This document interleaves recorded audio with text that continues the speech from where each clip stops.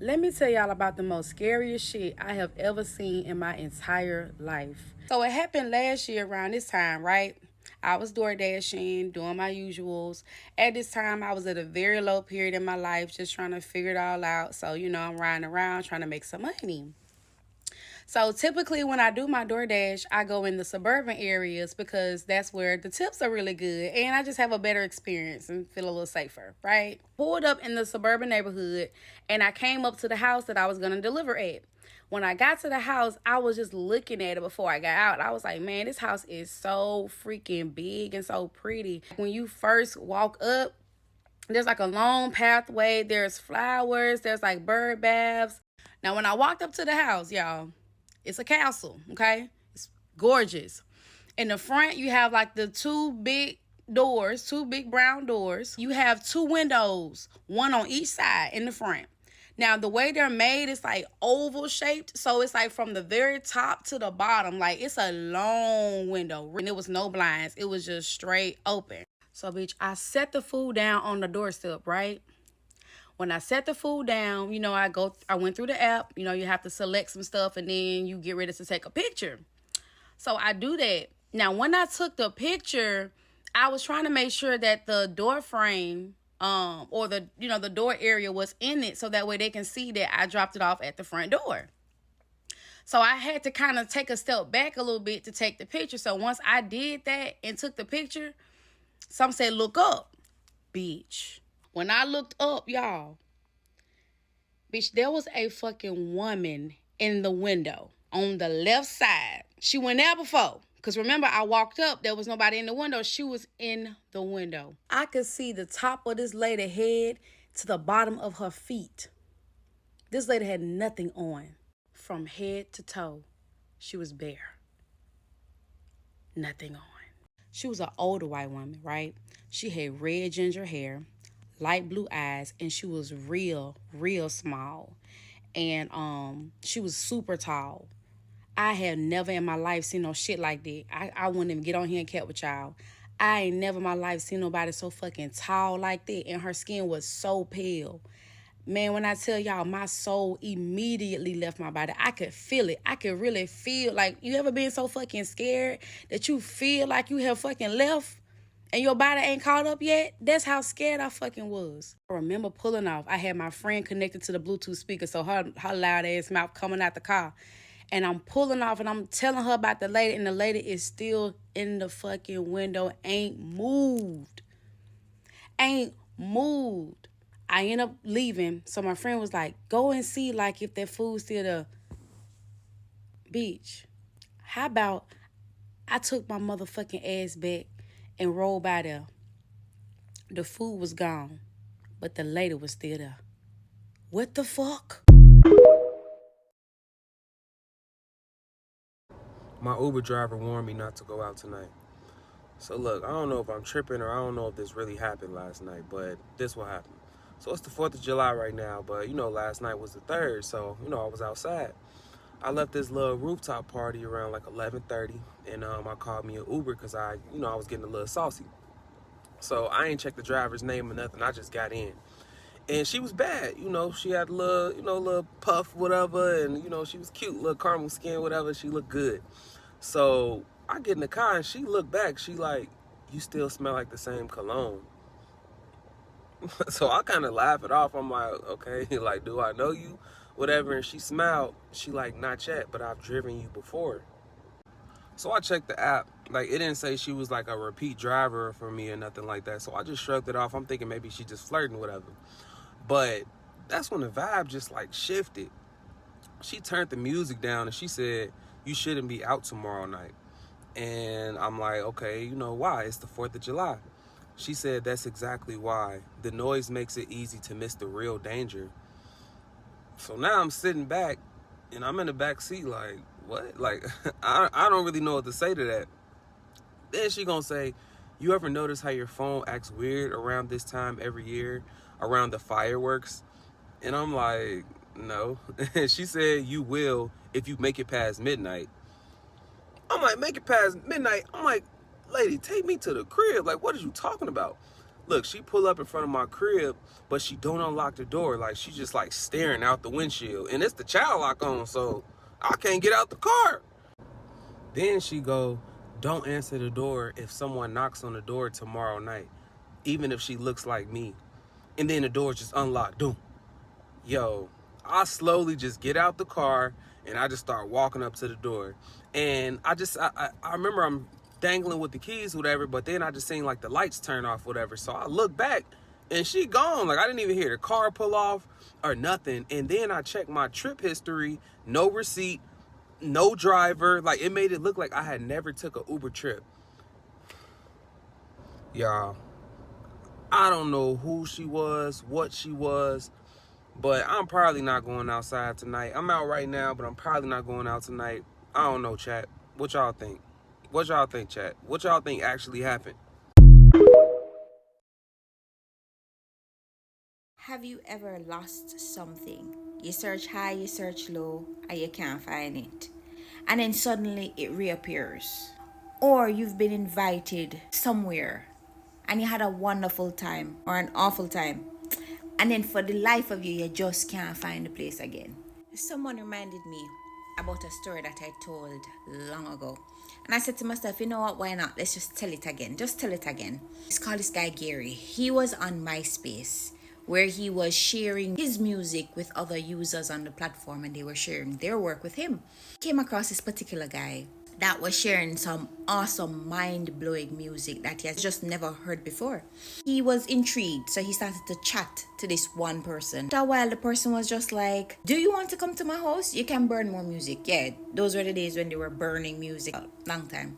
Sure, I'll come. The guy sent his information to him, went straight on MapQuest, and he printed off the directions. Yeah, MapQuest, so long time, early 2000s. The next day he went to work and he was just so geeked out. He's a producer, he's a music person, the person is a music person, is somebody of his own ilk. After work now, jump in his car, following directions, going to his new friend's house to burn music and chat about music. When he approached the neighborhood, he realized that this is an affluent place, pure rich people. So himself to get even more excited. So him rich, him have money. Okay, cool. He said when he got to the house, he started to go up the driveway. So it's a long driveway, like straight out of the movies. So he got excited. Up in front of the house, a butler came out to greet him. Butler, big house. Us butler. The guy came, the guy greeted him. Hey Gary, I'm such and such. Welcome to my home. Would you like something to drink? You want something to eat? Make him feel at home. Him say, well, the guy never treat him no way. Though him drive up here in him like a jalopy, the guy never make him feel bad about his situation. I said, wait in the study for me. I'll be there soon. Study, all fancy. Went in the study, sat down closer to the computer because that's where they'll be burning music. Had something to eat, started to chat. But he said he noticed something peculiar. Whenever the guy would talk about the artists of the music long ago, he would always talk like, first-hand account, like he was actually there. He actually knew these people, the artists. This is strange because this is a very, very young youth. So how could he be telling me the story like him was there way back in a 18 something, 17 something, talking about different genres of music, its origins, the different artists, and how things passed down. And he's like, he never hear about none of them people there before. No, it was strange, but it was exciting. After a while, chatting, burning music, learning the history, it started to get late. So he said to the guy, I need to go to use the restroom before I leave. Sure, no problem. Down the hall to the left. Went in the bathroom. He saw this big book on the counter, but it was quite huge, old, and like tattered. When he looked on the front, it said the history of our family. He's like, oh cool, I guess this is like a photo album. He opened it, saw a picture of the guy and what seems to be like mother and father. Skip look like grandparents, great-grandparents, great-great-grandparents. I'm say, oh, this is so cool. I'm say, after a while, the pictures turned into paintings and then drawings. Humans didn't look quite human. And I look half human, half something else that he could not describe. So he started to get a little weirded out. What's going on here? But he kept looking. So when you fast, he skipped right to the back quickly. And he saw this creature standing by himself. and under it was marked the original. Just no know what it is, but it was enough to frighten him. I was at the door. Gary, are you okay? Are you okay, Gary? Yeah, I'm fine. I'm coming out. Gary with him full self when him come out. Yeah, man, dude, that book that book is an awesome book with all the pictures and everything. That I was just like, and serious. No man. Where did you get a book like that? I was just like, you know what? It's getting late now. You have to leave. So the next time you come, I'll be sure to tell you where you can get a book like that. But you gotta go now. Gary found it a little abrupt and rude, but yeah, it was late. On his way home, he was thinking how awesome that he got all this information, got so much music, of CDs, and he just can't wait to get home to tell his brother. Cause them days, no cell phone. He didn't have a cell phone. So when he got home, he started to tell his brother about this awesome person that he met and all the music they were listening to and all the information. And his brother was like, I want to burn some music myself. I want to learn too. And of course, I want to go for this big house, this big rich house. All right, cool. We got tomorrow. He tried to call the guy the next day from work and he noticed that the phone was disconnected. He found it strange, but was still determined that him and his brother gonna go up to his new friend's house. Can't get the man on the phone, but him gonna still go to the man's house. Brighty, he picked up his brother after work and went up to the house. So they're following the instructions on the map, trying to find it again. Approaching neighborhood, the brother is like, wow, you serious, my big brother? Yes, sir. I said, set up. I told you. Driving. When him get now to the lot, and there was no house. There was no house. His brother was like, I knew it. It was a prank. You two lie. And it was too good to be true. Oh, I was just here last night. It's the truth. The house was here. The butler was here. The guy came. He greeted me. We burned the music. Him tell me everything. No, you get mad. If you really believe that, you are go crazy. I am telling you where to get all the music from and all the information and everything. Looking at him like, oh man, Gary, I'm mad out. I said, no, I am telling you. The house just disappeared into thin air.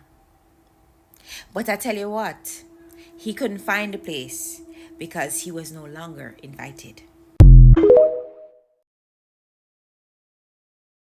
I'm pretty sure this is going to be the last home healthcare video that I'll be making. I have to double check my book, but around that time I was always writing things down whenever they happen, but I'll have to double check and let you know. So let's get into it. So around this time, I was packing a bag about, 3 days, sometimes even 2 weeks, and I'll be going to these clients' houses. I was working for this home healthcare company. And so I packed the bag for the 24th, 25th, and 26th of December, and I was at this woman's house. Now, I had already been to her house months before. I had been there consistently for months, and nothing ever happened in her house.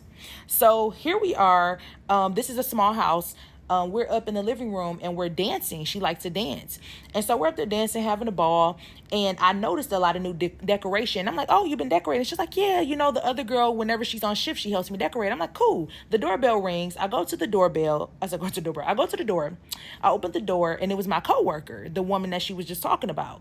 And she brought this chair. And I'm like, you brought a chair? She was like, yeah, it's adding to our decoration. This is something that we like doing together. I'm like, okay, cool. That was sweet. So she brings the chair in. When she brought the chair in, she set it all the way at the end of the hall.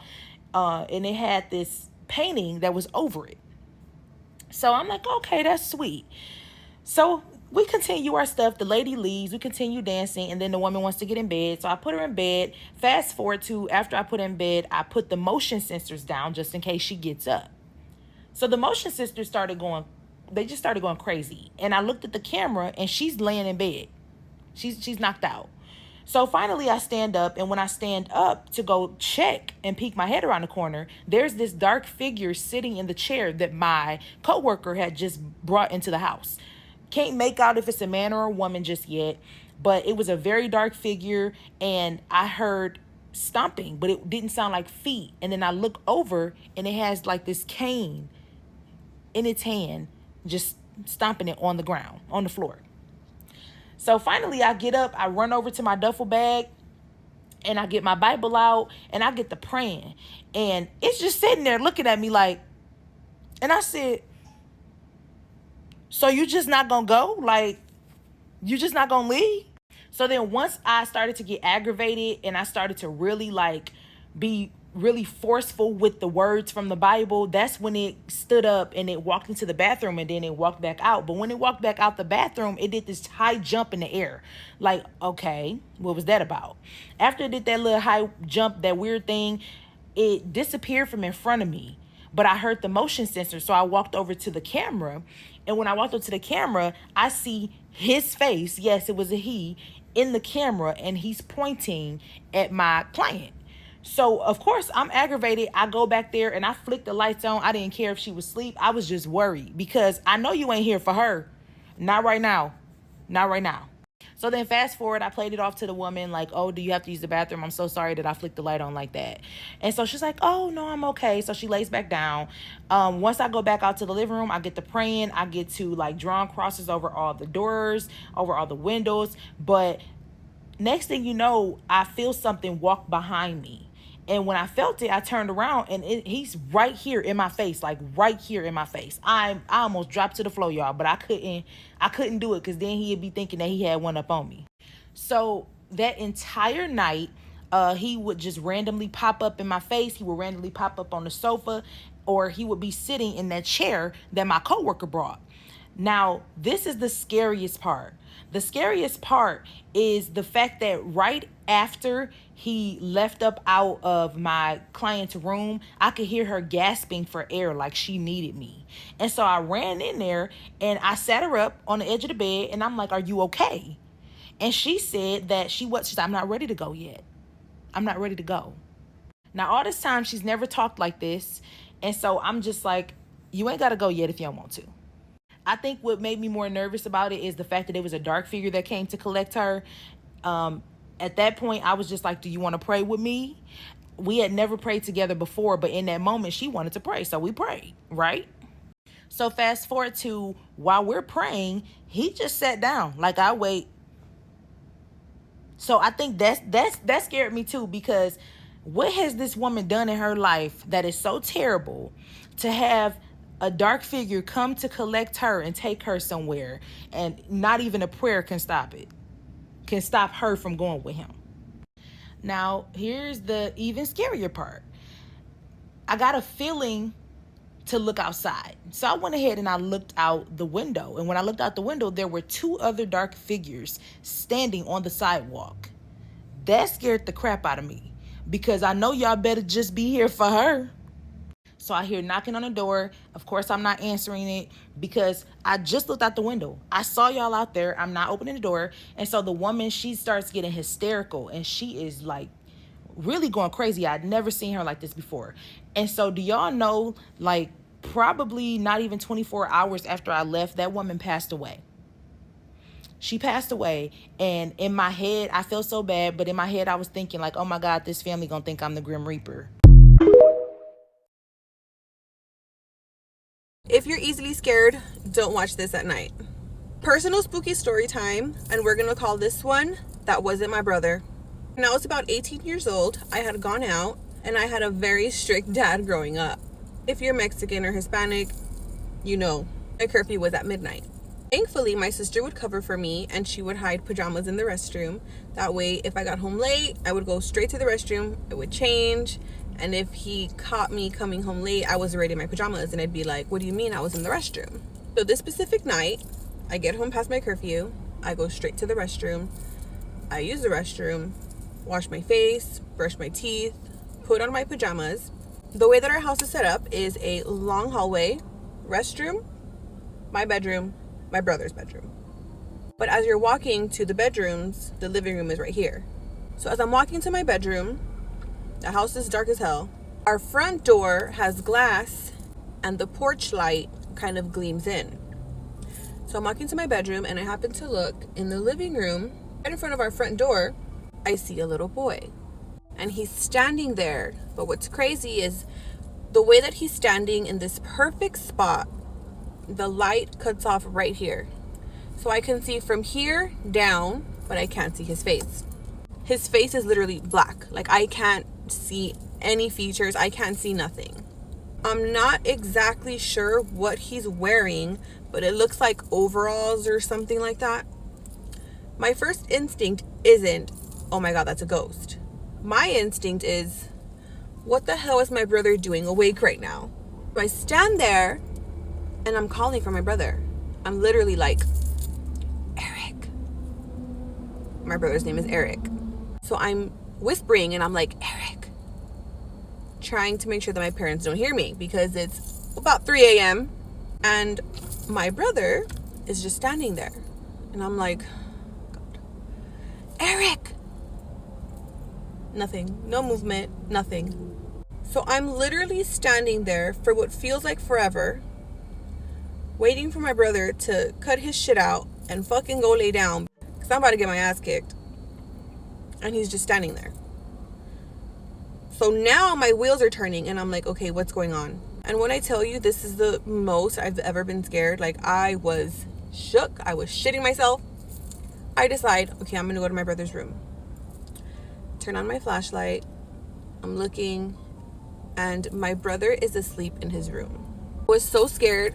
I didn't even go back to my room. Like I was freaking out.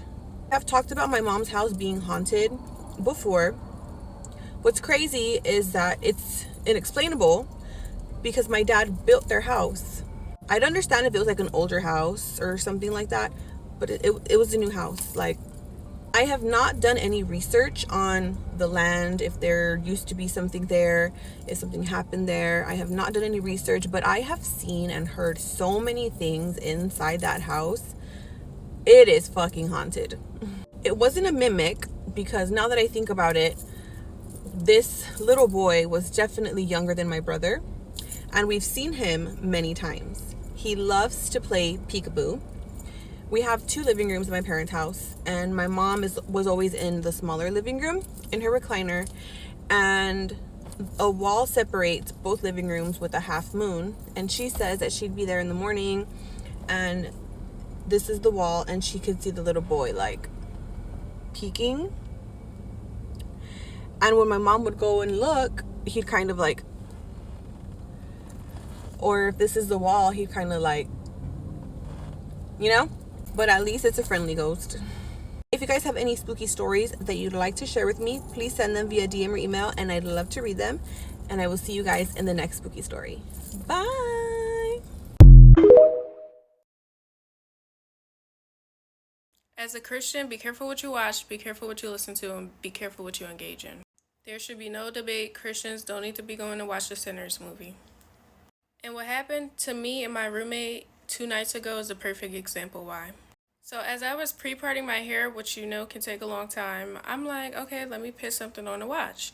So I'm like, okay, Criminal Minds come up. I grew up watching Criminal Minds. If you know about Eye on Television, you know. And looking back on it, now I know that it was the Holy Spirit, but in my spirit I felt, no, you shouldn't watch that because it's not good for you at this time of night. Mind you, it was about 12 o'clock. So I get in bed, my 2 roommates come in, it's about 2 a.m. I'm sorry, I don't know why I'm saying o'clock. It was about 2 a.m. We get in bed. I'm usually super alert when I'm asleep because I do have the gift of dreams, so there be many attacks and many crazy things happening all throughout my sleep. But this time I was not. I was fast asleep. I had my Bible playing on my phone, and I'm just having a dream, lollygagging, right? Next thing I know, I hear snapping. A whole bunch of snapping, right? So I turn around. My roommate is on the floor, nailed down, just snapping my shoe rack. Mind you, it's 4 o'clock in the morning at this time. So my shoe rack had previously been broken. So my assumption off a quick wake up was to say, I'm gonna call her Kimmy for this video, to say, oh no, Kimmy, it's okay, because I thought maybe she got out of her bed, she used the bathroom and tripped over my shoe rack and was picking up my shoes. No, that was not the case. As I see her snapping, because my shoe rack is wood, as I see her snapping my shoe rack, I said, hey Kimmy, is everything okay? Because that's my shoe rack. No response. So I'm like, Kimmy, is everything okay? Because that's my shoe rack. When I tell you this girl is kneeling down like this, she acts like she's taking her headphone off. She looks at me like this and she says, something like, I can't remember the first thing she said, but I'm definitely gonna tell you the second thing she said. She said, "No, I'm just getting it," and then she stands up. And the reason I mentioned the shows or the music or what you intake is because if I had watched Criminal Minds, I would have had the spirit of fear in me, and I could have reacted to the situation way differently. I have a bag hanging on my bed right above my shoe rack. She starts ripping at my shoe rack. I'm sorry. She starts ripping at the straps on my bag. So that's when I know something is wrong. So I get off my bed, I walk over, turn on the light, and I say, "Hey," to my other roommate. I say, she says, "Hmm." I say, "I think there's something wrong." So I say, "That's my bag, Kimmy. Is everything all right?" She's ripping. "Kimmy, that's my bag. Is everything okay?" This girl says, "Yeah." She says, "I'm just trying to get it before it gets you." Mumbling. And I'm like, "It's going to get me. What's going to get me? Is everything okay?" Ignoring me. Like, who wants to wake up in a pitch black to someone on their floor ripping at their shoe rack? But as y'all can see, the room is empty because somebody had to go. But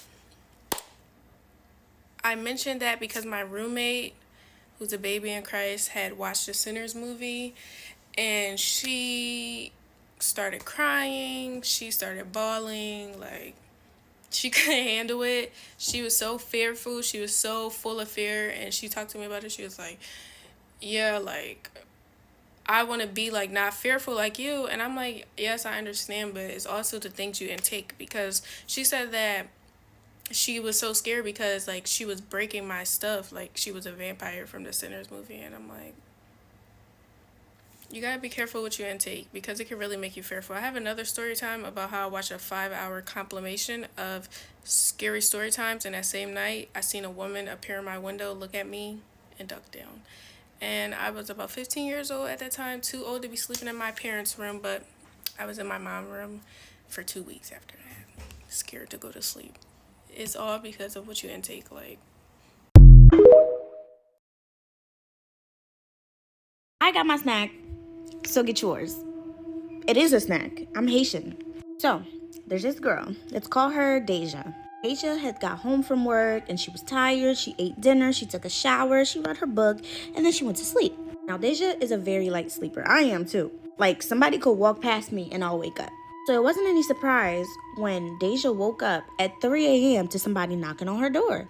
She knows it was 3 a.m. because when she woke up, the first thing she did was grab her phone and look at the time because it's the middle of the night. Deja's like, who the hell could be at my door at 3 a.m.? Deja also knows better, so she didn't open the door.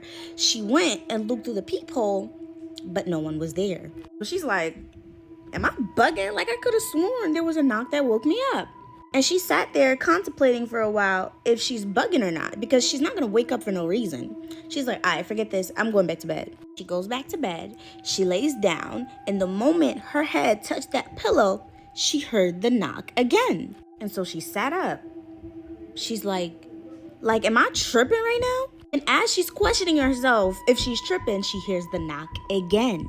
She's like, okay, I'm not bugging because I heard it. So she went back to the door, looked through the peephole. There's still nobody there. Deja had this neighbor. Y'all know how everybody has that one neighbor that just knows everything? Like, that neighbor watches everything and just looks out. He's like the block's cop. So an idea crossed her head. She's like, maybe it's my neighbor, but I don't see anybody. And she's like, I feel like I should call my neighbor to see if my neighbor's up. Usually, sometimes her neighbor be up around that time. So she calls her neighbor. Let's call the neighbor Mr. Hanks. Mr. Hanks picks up, and Deja's like, hey, Mr. Hanks, I'm so sorry to bother you. I really don't mean to call around this time. It's just that I keep hearing somebody knock on my door, but I don't see anybody outside. So I was just wondering if you saw anybody, like, walk away. Because someone keeps knocking at my door, but I don't see anybody. So Mr. Hanks is like, yeah, you're fine. I'm up. I thought I heard a knock too, but I didn't pay it too much mind. But it's okay. I'll come over there and check it out for you. So that made Deja feel a little better because the neighbor's coming just to, like, help her feel a little more safe. So she's like, whew, I'm going to go back to bed to my room until Mr. Hanks comes. She goes back to her room. She closes her door. She gets into bed, but she's not going to sleep because she's waiting for Mr. Hanks.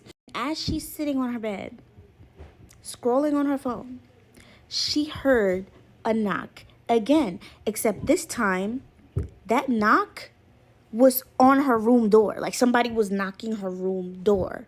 So it only means that something or somebody is inside the house now, which is impossible because she never opened the door. So it's safe to say now she's frozen.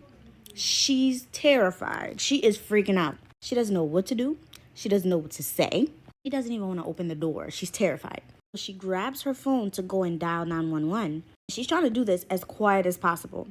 And right when she was about to do that, her window, somebody started knocking on her window. And it's the window, so it's clear. She can see nobody's there. So she immediately drops to her knees and starts praying because she doesn't know what to do. What is she going to say to 911 operator? What's she going to say? There's a ghost knocking on my door? There's a ghost knocking on my window? Please come check it out. Like, she don't know what to do. As she's in front of her bed, on her knees, praying, she sees something under her bed. Now, Deja's a very clean person. She doesn't keep, like, she's very clean. She's like a germ freak. So when she saw something under her bed, she's like, impossible. And the way that the thing was, like, the way it was placed, it was as if somebody planted it there. So she goes under her bed, she reaches for whatever that she saw, she pulls it out, and it's the underwear of the person she last had sexual relations with. It was his boxers. And not only was it his boxers, when she touched it, it was oily, as if like the boxers had oil on it. And it was like wrapped, like as in like a small little ball so that it can be hidden. And when she opened the underwear, there were herbs inside. Herbs. The Haitian came out of me and I said herbs, but you get it. Deja is no stranger to witchcraft. She doesn't practice it, but she knows about it. She's like, holy shit, he got me. So she starts praying even harder. Like she unravels the thing. She takes everything apart. Goes in her drawer. She gets a lighter because she had a bathroom like in her room. She ran to the bathroom, ran to the sink, and put the underwear on fire as she's praying over it. Y'all, when she started to burn that thing, it wouldn't burn. Mind you, the underwear has oil on it with herbs, so it should be catching fire, but it's not. And the more and more she's praying, the more and more she's trying to set it on fire, the knock that was at the door isn't even a knock anymore. It's a pound. She's hoping and praying that the neighbor comes through. However, in order for her to open the door for the neighbor, she has to leave her room, but this knock is now on her room door. So she calls her mom in the middle of the night. Her mom is like confused because she was half asleep. And Deja's freaking out. Deja's trying to explain to her mom what's happening, but her mom can't hear her because the knock on the door is so loud. After multiple tries, the mom finally understood what Deja was trying to say. And Deja's mom, too, is not new to witchcraft. She's not even from the U.S., so she definitely knows about it. Her mom immediately got angry with her because her mom is always warning her about who she, like, has sex with. Because, believe it or not, y'all, having relations with somebody is deeper than you think it is. That's why you're not supposed to do it before marriage. But that's another video for another day. So mom is mad at Deja. She's like, you know better. Why are you sleeping with people you barely know? To the point where they're putting things under your bed. Deja's like, mom, clearly I know, I messed up. But what can I do right now? Because I'm praying and I'm trying to burn it and it's not working. Scary story time while I reactivate this slime. Oh my gosh. I get my money's worth, so get yours. Yeah. It just looks like I put a whole bunch of glue all over the table, bro.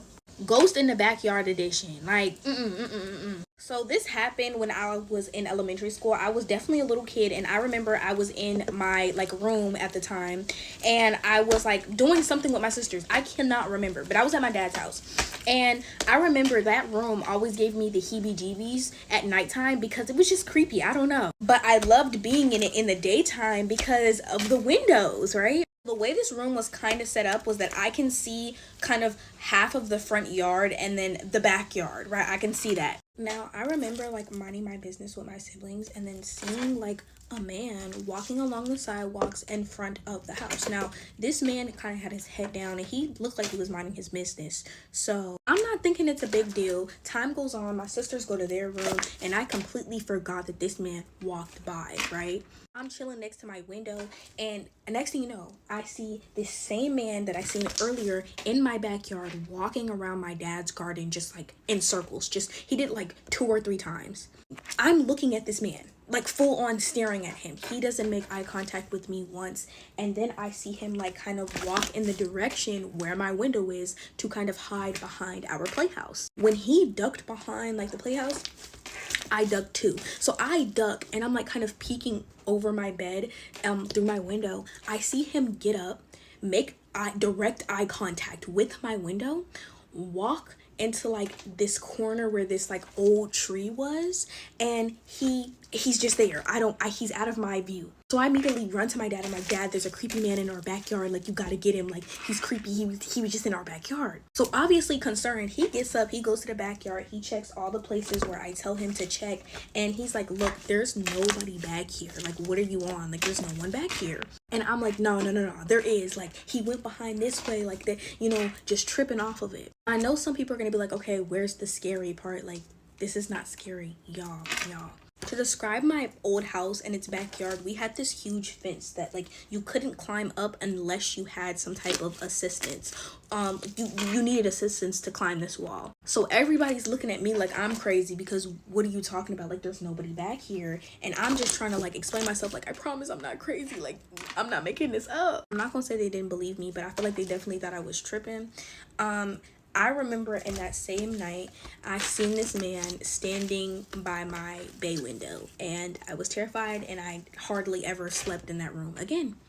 So that's the scary part, and no one believed me. And I know a lot of y'all don't believe my story times, but I couldn't make this up, y'all. Like, that man was in my backyard, and I seen him.